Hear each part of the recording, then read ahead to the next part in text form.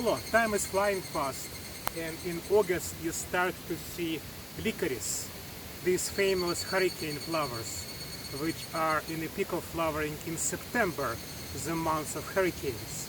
So Lycoris flowers without leaves, there's no leaves in the plant.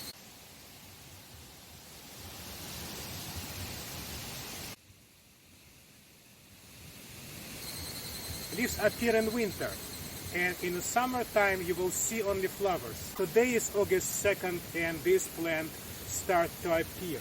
So Lycoris has dichotomous branching of inflorescences.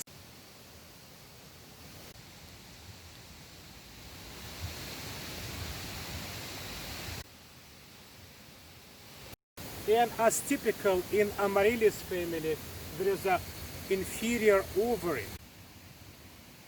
and slightly fused tepals of perianth. Also a bit asymmetric flower, zygomorphy, will probably attract more pollinators. Thank you.